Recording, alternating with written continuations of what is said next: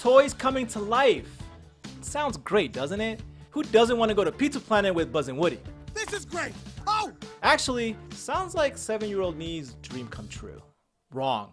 It wouldn't be like Toy Story at all. It would be horrifying. Hi, I'm Chucky. Wanna play? See, Chucky got it right. Wait, now I'm paranoid because I'm surrounded by toys. Oh, it moved. Am I going crazy? Nah, it's definitely my toys coming to life. And so did another movie that was trying to ride the Toy Story wave back in the late 90s. You are a toy! But with a much more violent and stabby angle. Expect no mercy. Small Soldiers, which is the way more realistic Toy Story because if toys came to life, it would not go well. And here's the thing, while Small Soldiers is a lot of fun, it's also pretty scary. You've been a bad boy, and now you must be punished. At first glance, Small Soldiers may seem like a light kids comedy, especially given its incredible comedic cast, which includes David Cross. I drew up some pictures. That's a picture. Dennis Leary. What if these toys actually could talk? What if they could walk? Phil Hartman. No problemo. And even some bits involving Spice Girls music. What are they doing? Psychological warfare. Not gonna hold you, Spice Girls, kind of my jam. We're all scared. But ultimately, Small Soldiers is a lot more believable than Toy Story, since it's actually a stealth horror movie with a lot to say about the commercialization of warfare. But it's even scarier when you discover that it seems to have been cursed behind the scenes too. I'll tell you how and everything you didn't know about Small Soldiers.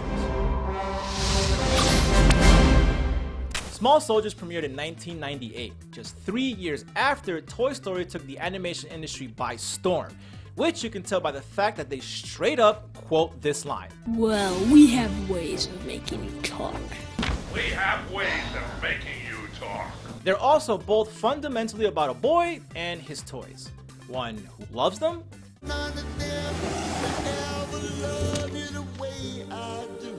and another who definitely doesn't. If I was a Gorgonite, where would I be? I'm hiding because I'm a loser. I've got zero self-esteem. Well, that's mean. They also both feature antagonists who like to mutilate toys. Genie's all better now. Oh, and check this out. They were both released by the two most dominant animation studios of the 2000s. Toy Story was Pixar, and Small Soldiers was produced by their biggest rival. Yep, Small Soldiers was only the 6th movie released by the up-and-coming DreamWorks Pictures, which was created only 4 years prior, and in some ways it was their very first animated movie since so much of the movie was CG, aka crude graphics. Brick bazooka, front and center. Sir, prepare for assault, Sergeant. 2/3 of the toys in the movie were CGI, according to director Joe Dante, who said the original idea was to do mostly puppetry. They were just too hard to control. Maybe try a stab at Archer and block it with the sword. Small Soldiers came out just a few months before Ants, and helped pave the way for Shrek. You definitely need some Tic Tacs or something, because your breath stinks! How to Train Your Dragon. I guess it's just you and me, huh? And more of their big hits by establishing some of DreamWorks' hallmarks early on, like a heavy reliance on big action set pieces. And of course, a high-profile voice cast that included Christopher Guest, Ernest Borgnine, Fully posable. Bruce Dern, Link static. Communications. Awaiting dispatch of orders. and America's favorite grumpy uncle, Tommy Lee Jones as Major Chip Hazard. Soldiers, no poor sap ever won a war by dying for his country. He won it by being all that he can be. Small Soldiers also was a co-production with Steven Spielberg's Amblin Entertainment and came out just 2 weeks before Saving Private Ryan. So we got 2 Spielberg war movies in the same month. But this one had Phil Hartman. I'll check the zoning laws, but I think they'll prove me in the right here. That alone makes it the better movie. And make no mistake, this is a war movie. Enemy contact.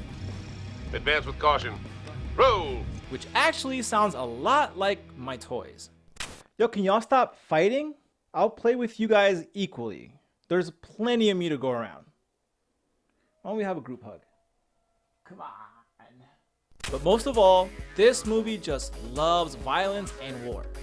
No, for real, they say it a lot. I think World War II was my favorite war.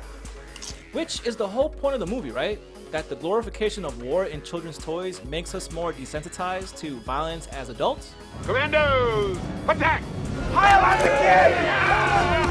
kid! Or it's that toys are cool. I don't know. But why are the Commando Elite dogpiling on children? Alright, here's the gist. Defense contractor Global Tech buys a big toy chain called Heartland Toys. Dennis Leary is its CEO and seems to have no idea how commercials work. The world's most awesome high-tech fighting force is ready to battle for the next millennium. Chip Hazard reporting for duty. Hey, wait a minute. Hold on.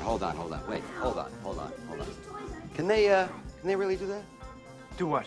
The thing where he punches his way out of the box. No. Now, in order to make the toys more interactive, Global Tech installs state-of-the-art military computer chips in 2 different toy lines. The Commando Elite. Commandos! What? And the Gorgonites. Greetings. I am Archer, emissary of the Gorgonites. Which brings them to life. You know, happens all the time, baby.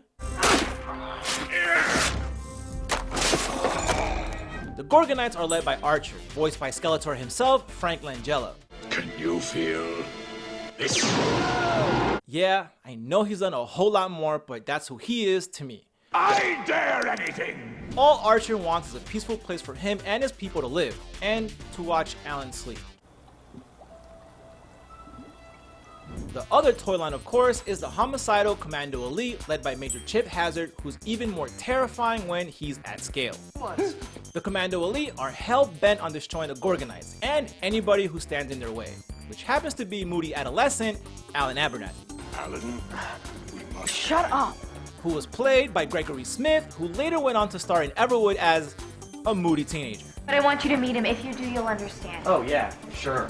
That was right on my list of things to do today, right between picking up my dry cleaning and chopping off my hand.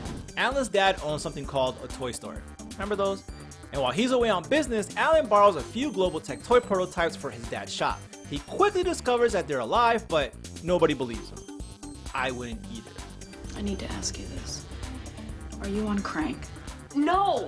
Then is it crystal meth, tar, smack?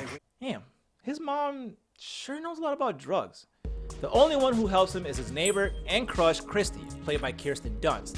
Except, she already has a cool 90s boyfriend. We know this because he rides a motorcycle. Hey, Christy, what happened? I thought you were coming by practice today. Yo, that is the most Brad dude ever. Whatever. Basically, Alan tries to keep the Commando Elite from destroying the Gorgonites until the Commando Elite give up and just try to kill everyone. Secure the left perimeter, secure the right perimeter. Let's move out. Troops, deploy. Sir, yes, sir. In the end, the Abernathys and Chrissy's parents have to fight it out to save the Gorgonites and themselves, which leads to a lot of explosions. And not nearly as many as there could have been, considering Joe Dante had to cut a bunch right before the premiere in order to keep the movie's rating PG-13. But don't worry, he got to keep plenty. Eventually, Alan manages to knock out all the Commando Elite with a makeshift EMP. It's dead! The Commando Elite are then repurposed into a military weapon, naturally, while the humans get the most realistic movie ending possible. You're not off the hook yet. There's just a little matter of the massive damage to my home and my garage and my audio-visual component system. And this is good, thanks. Bye. And the Gorgonites get to go on a nice boat ride. Hi, Alan. Bye, Alan. Nice knowing you. That tiny boat definitely capsized 5 seconds later. Oh, and Alan finally gets a kiss from his crush. Too bad she dumped him for Spider-Man shortly after this. But really, the Abernathys made out the best in all this. I don't think even you have enough money to pay for that. Okay, maybe you do. Yo, for that much, you can buy my silence anytime. Overall, Small Soldiers did fairly well, grossing $87.5 million at the box office on a $40 million budget, but didn't quite become a mega hit because it was a bit of a Frankenstein. It was trying to be a kid-friendly action comedy on the outside, as you can tell by some of the great comedy bits, including this great uncredited appearance by SNL great Sherry O'Terry. Have a nice day, ma'am. I'm not a ma'am. But it was actually a much darker stealth horror movie deep down, exactly like the real Toy Story would have been. Y'all know I'm right. Alright, the group hug did not go well. They turned on me, so I just, chained them all together and tossed them in the river behind my house, Jumanji style. So there's no way they come back from that, right?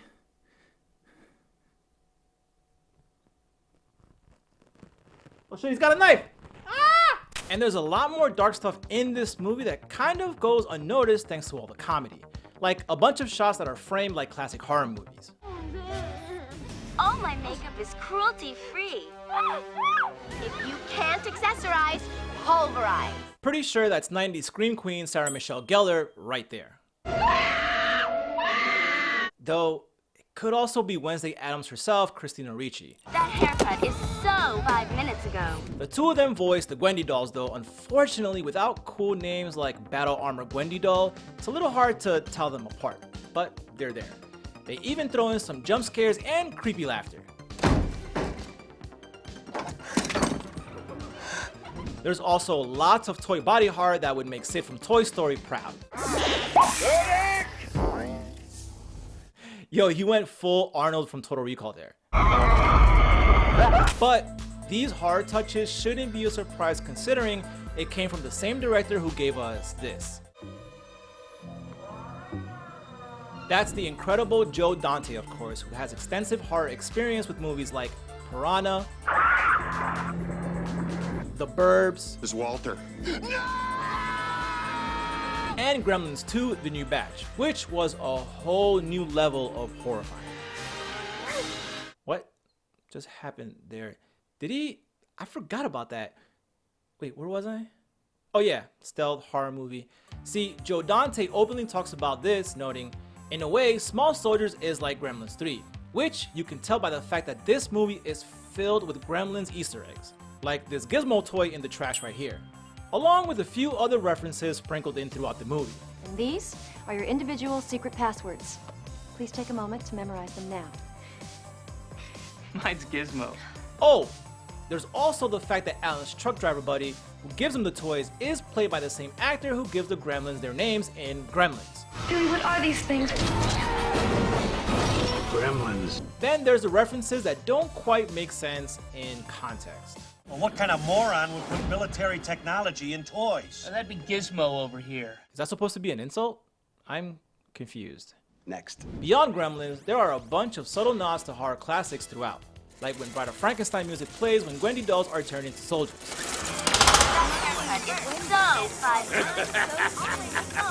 It's alive! It's alive! As well as a few clips from classic horror movies, like this one from Frankenstein. Oh, I feel your pain. And another from a movie called The Crawling Eye.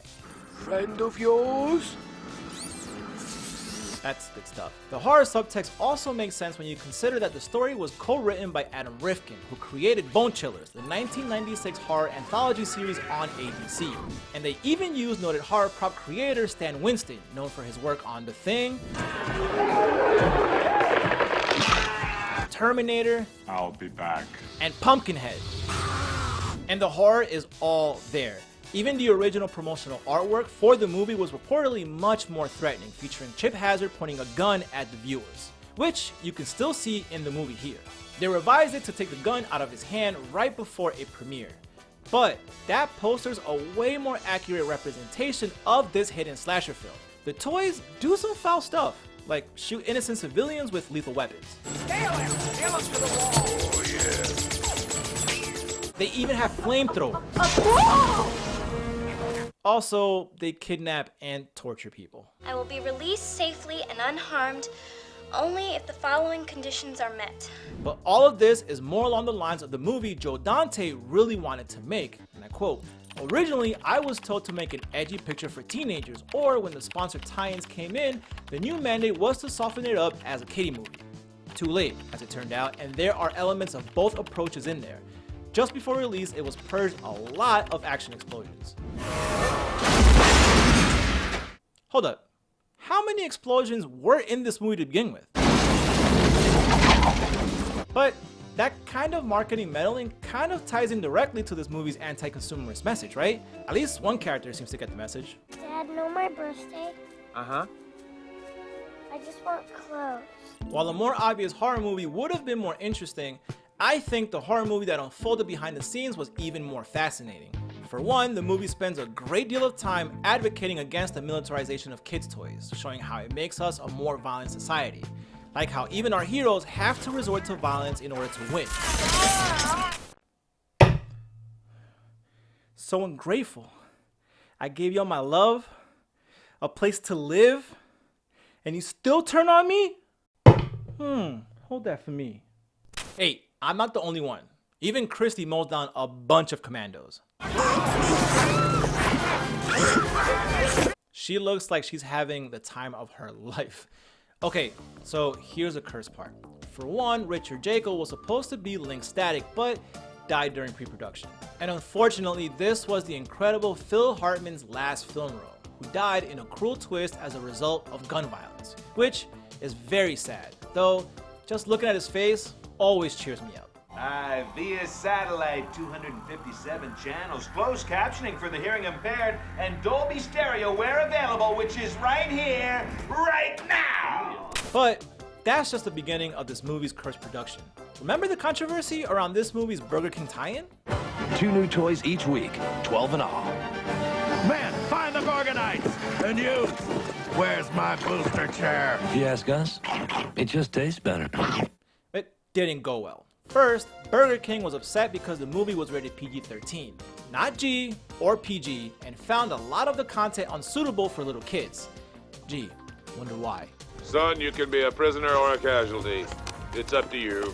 That's dark, and a lot of people agreed. Were you set up by the ads for a Toy Story kind of picture? Well, I tell you, I was set up for a children's picture, and I think that younger children are going to be terrified by this movie. Due to the bad publicity and surprisingly violent movie, parents were returning the small soldier toys to BK, and at least one location offered refunds to any parent who didn't want the toys. BK did include a disclaimer though about the movie in their kids' meals. Unfortunately, nor a disclaimer or a refund could have saved the Kip Killigan toy from being banned in Oregon. Kip Killigan, covert insurgent, sharp as a razor. Sir, let me see that weapon.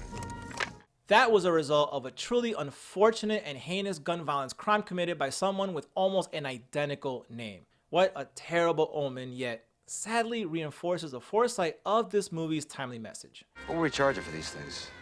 $79.95. Tell you what, add a few zeros to the end of that number, get in touch with our military division. I know some rebels in South America are going to find these toys very entertaining. In the end, it proved that Small Soldiers was actually much deeper and darker than a lot of people give it credit for. And if the behind-the-scenes tragedies of the movie taught us anything, it was that Joe Dante was right in the end, sadly. But if you need a reason to smile, just put on this movie and focus on the fun, because it is a ton of fun. Talk about hampering your career. Here's another fun thing. This movie is also a kind of mini reunion for This Is Spinal Tap. These go to 11. With Christopher Guest. Don't worry, Archer. We was hiding. Michael McKean. He's telling us down the river. The guy's a regular Arnold Benedict. And Harry Shearer doing the voices of 3 of the Gorgonites. We fixed him. And they do some great comedy work. But that's not the only movie reunion. Much of the Commando Elite were voiced by actors from The Dirty Dozen. You can be damn sure that this army isn't being run for your personal convenience either. Man, see now, I want my own reunion. I'm sorry! Small Soldiers was a fun family film with a serious dark side and a message that still resonates today. And if you wanted more after seeing it, be mad at the VHS promo which gave fans the impression that this franchise was here to stay, thanks to its numerous multi-platform tie-ins which even included a board game. Wow. Small Soldiers. Experience it today. You could also play the games for the original PlayStation. And if that doesn't hold you over, go get some Gorgonite toys on eBay. Or Commando Elite. I can't decide which I like better. What's your favorite Small Soldiers toy? You can give me Insaniac all day. Oh, and make sure you have plenty of money because those things go pretty expensive on eBay. Gorgonites, we won. Well, hey, if you like that and you want more EYDK, make sure you click over here. For new episodes I drop every other week, click over here.